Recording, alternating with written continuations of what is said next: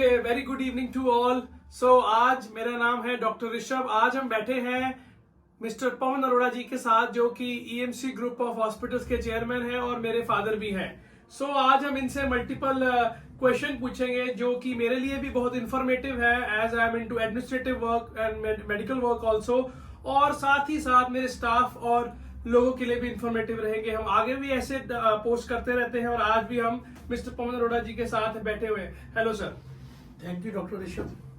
तो आज हमारा जो टॉपिक रहेगा वो रहेगा कि importance of unit head in a hospital, कि जो यूनिट हेड है वो कितना इम्पोर्टेंट है कि एक ऑर्गेनाइजेशन को चलाने में।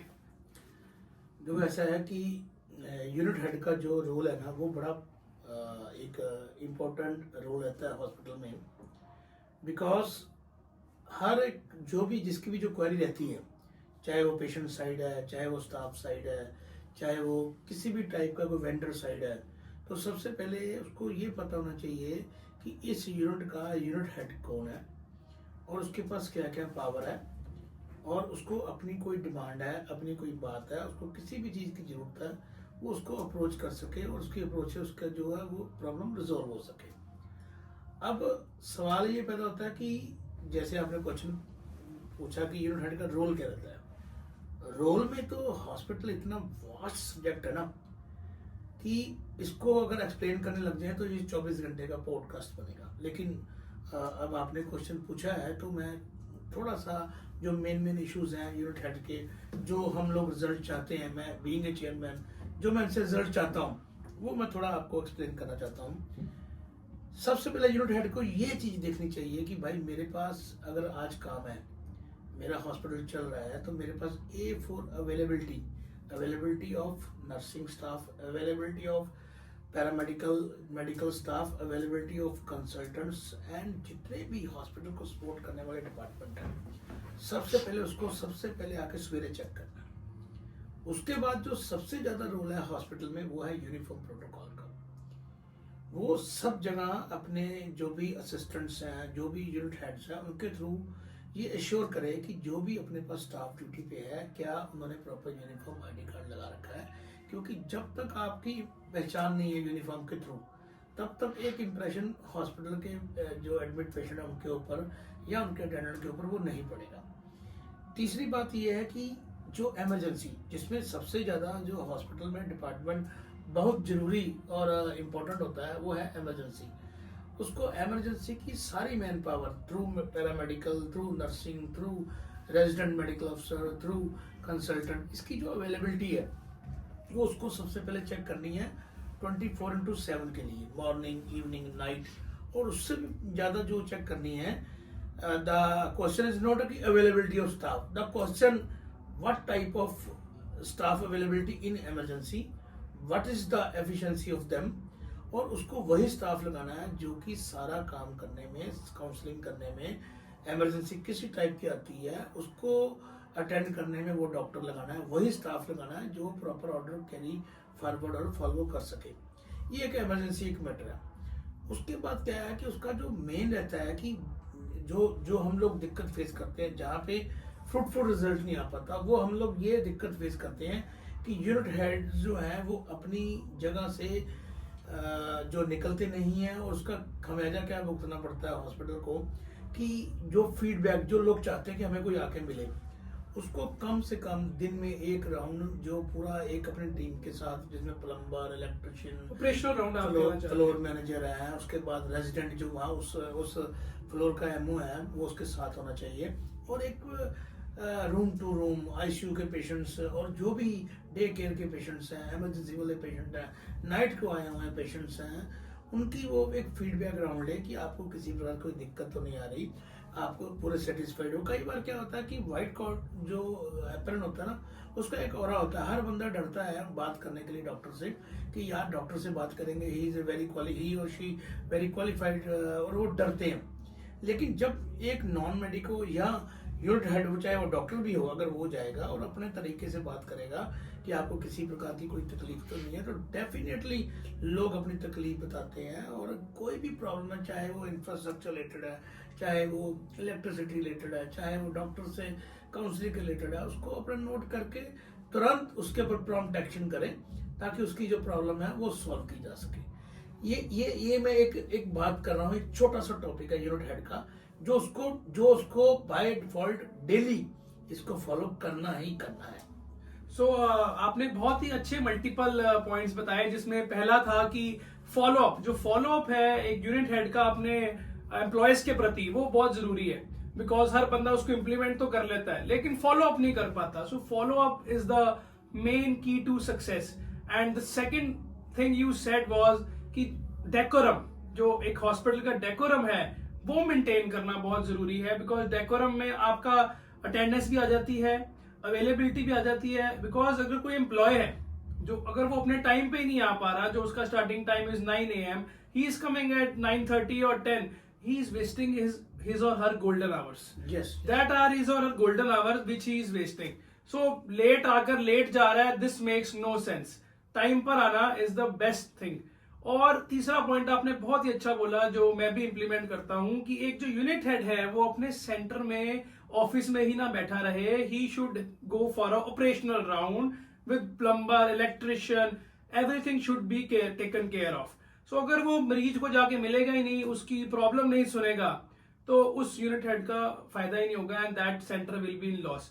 तो आओ हम अगले क्वेश्चन पे चलते हैं। तो मेरा अगला क्वेश्चन है कि what is the importance of nursing head in hospital. Because जैसे हम Punjab and all over India face कर रहे हैं नर्सिंग की issues, because nursing are getting trained here in India and moving out for their promotions and all. This is a very major issue that there is a scarcity of nursing in Punjab. So sir, आप क्या कहना चाहेंगे इस पे? This is a very serious and important matter.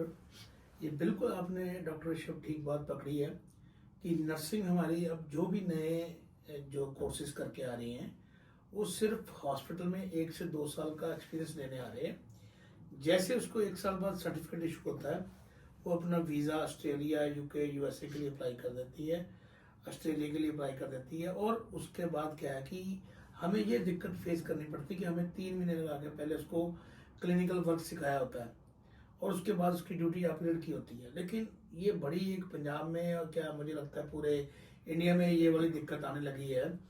तो ये एक serious issue है। और नर्सिंग मैटर इसका हल क्या है? अब सवाल है, अभी इशू तो आ गया, हम किसी को बाहर जाने से रोक नहीं सकते। अब उसका सोल्यूशन क्या है? सोल्यूशन ये है कि हमें अपनी जो एकेडमिक और क्लिनिकल वर्क ट्रेनिंग है, जो कि हमारे हॉस्पिटल्स में ऑलमोस्ट हम लोग करते हैं। हमारे पास एक क्लिनिकल इंस्ट्रक्टर जो है वो एक भी एक नर्सिंग हेड होती है जो इनको क्लिनिकल काम सिखाती है। पढ़ने के बाद भी इनको कम से कम 3 महीने लगते हैं जो रूटीन का काम सीखने में। पढ़ना एक अलग बात है, पढ़ना मतलब you are eligible for theoretical सारा जॉब, लेकिन उसके बाद जो प्रैक्टिकल काम करवाते हैं उसके लिए मोर फोकस करें कि आप लोग मैक्सिमम स्टाफ ट्रेन करें। अगर आपके पास 50-60% स्टाफ भी जा भी रहा है लेकिन 50% रिटेन भी हो रहा है, तो 50-50 करके अपना स्टाफ पूरा होता रहेगा। उसके साथ ही हम लोग सिखाएंगे। सिखाने में ये क्या है कि लोगों में हमारी इमेज बनेगी कि अगर हाँ ईएमसी ग्रुप ज्वाइन करोगे तो वहाँ नर्सिंग को पढ़ाया भी जाता है, प्रैक्टिकली बातें भी सिखाई जाती हैं, स्केल भी उनका अच्छा करो। टाइमली अगर उनको बाहर जाने का पड़ता है लेकिन आप यहाँ पे अच्छा स्केल दो। अब यहाँ पे एक और प्रॉब्लम है पंजाब में, केरल साइड की जो नर्सिंग है they are very hard worker. वो यहाँ पे पंजाब के कल्चर में नहीं आना चाहती, क्योंकि पंजाब का जो कल्चर है नर्सिंग का वो डे बाय डे जो विदेश जाने के चक्कर में वीआईपी होता जा रहा है। That is very serious issue. अब क्या है कि नर्सिंग पेशेंट में आप वीआईपी अगर कल्चर अडॉप्ट करते हो तो इसमें क्या है कि हमें तो पेशेंट की स्पॉन्चिंग से लेकर उसके मोशन से लेकर उसको खाना खिलाने से लेकर उसके यूनिफॉर्म चेंज करने से लेकर मेडिसिन ड्यू से लेके वाइटल चेक करने लेके ये सारी चीजें उनको करनी पड़ती हैं। अब अगर वीआईपी कल्चर में चले गए, आपको पता है मैंने 1 साल सर्टिफिकेट लेना है, मेरा तो अमेरिका में मेरा भाई बैठा है, मेरा कजन बैठा है, वो 1 लाख पाउंड कमा रहा है, वो इतने 50,000 पाउंड कमा रहा है, तो वो उस चक्कर में उसकी सेवा नहीं कर पाती। लेकिन EMC group day to day basis पे एक ऑर्गेनाइज करता है प्रोग्राम जिनमें इनको हम लोग सिखाते हैं, इनको इंडक्शन ट्रेनिंग देते हैं। नर्सिंग मैट्रन का बहुत ही ज्यादा रोल है। आपने बड़ा अच्छा क्वेश्चन पूछा। और नर्सिंग मैट्रन को ही अपना पूरा स्ट्रेटेजिकल काम करना पड़ेगा इनको सिखाने के लिए, इनको रिटेन करने के लिए, उनके इश्यूज क्या है, कंफर्टेबल कैसे हैं। जरूरी नहीं होता कि कोई स्टाफ अनकंफर्टेबल ही हो, कई बार कुछ किसी कारणवश अनकंफर्ट भी हो जाता है। अब जो नर्सिंग मैटर होती है वो माँ होती है, वो उसको समझा के रखे, एक ब्रिज बन के काम करे HR और नर्सिंग के बीच में। कुछ उनके इश्यूज हैं उनको मैनेजमेंट तक पहुंचाए, अगर नहीं सॉल्व होते नीचे लेवल पे टॉप मैनेजमेंट के साथ बात करके उसको रिजॉल्व कराए, क्योंकि जब तक हम इनको नहीं संभाल पाएंगे तब तक हम लोग इसमें जूझते ही रहेंगे। सो माय क्वेश्चन वाज, आपने बहुत अच्छा एक्सप्लेन किया sir, but don't you think कि our country should reframe some policies कि so that we can retain these nursing in India only? मतलब कहीं ना कहीं हमारी पॉलिसीज में ऐसी खराबी है जिस कारण हमारा जो पैरामेडिकल स्टाफ है, नर्सिंग स्टाफ है, ये बाहर जाने को बहुत इच्छुक है। सो आपको क्या लगता है कि what should be do? It should be the salary thing और पॉलिसी थिंग, क्या होना चाहिए? बिल्कुल आपकी बात बिल्कुल ठीक है, लेकिन सवाल ये पैदा है कि कोई भी नर्सिंग स्टाफ या पैरामेडिकल स्टाफ कई बार तो ये कह के जाता है कि मैं बाहर नर्सिंग की मुझे जॉब मिल रही है तो हम लोग जा रहे हैं, लेकिन सम टाइम वो बहाना कोई स्टडी का बना के चला जाता है, आपको पता नहीं लगता कि वो नर्सिंग के लिए गई है। इसके लिए तो मतलब आपको कोई भी पैरामीटर देखना पड़ेगा भी, अगर वो नर्सिंग के लिए ऑफिशियली जा रही है देन गवर्नमेंट कैन प्रिवेंट, लेकिन आपको पता ही नहीं है। So what I have observed is कि जो नर्सिंग है they are getting fixed jobs and abroad में उनको फिक्स जॉब्स मिल रही हैं, जिस कारण क्या है वो अपना पेपर वर्क भी पूरा कंप्लीट कर रही हैं। कहीं ना कहीं हमारे हॉस्पिटल की खामियां भी होती हैं कि अगर 10 में से उसके 2 पेपर इनकम्प्लीट है तो हम उन्हें रिटेन कर लेते हैं, रिक्रूट कर लेते हैं और उनसे काम भी करवाते हैं और वो सर्विस प्रोवाइड करते हैं। लेकिन बाहर की कंट्रीज में ऐसा कोई प्रोटोकॉल नहीं है। अगर 10 सर्टिफिकेट रिक्वायर्ड है तो उनको वो 10 आउट ऑफ 10 ही चाहिए। So they are getting fix job, guaranteed job. This is a very big reason they are moving out. वो तो देखो वो तो है ही है, तभी तो यहाँ पे अगर वो ऐसा है कि मोनोपोली हो गई। अगर यहाँ पे बाहर का स्टाफ स्टेट का नहीं आता, हम लोग वैसे ही बॉर्डर एरिया में बैठे हुए अमृतसर में तो नहीं आता, ये दिक्कत तो है ही है। गुरदासपुर में हम लोग बैठे वो भी बॉर्डर एरिया है, बटाला में बैठे हैं वो भी बॉर्डर एरिया है, तो हम लोग पूरी बेल्ट में ही बॉर्डर एरिया में कवर्ड हो रहे हैं। मान लो EMC के अमृतसर, बटाला, गुरदासपुर, पठानकोट, जम्मू, यही हमारे पास बेल्ट है, सारी बॉर्डर की। यहाँ पे कोई डॉक्टर आगे राजी नहीं है, तो ये दिक्कतें आ रही हैं। लेकिन गवर्नमेंट को अब कुछ ना कुछ पॉलिसी फ्रेम करनी चाहिए ताकि जो इनका मूविंग रेट है वो कम हो सके। ये तो गवर्नमेंट की पॉलिसी है।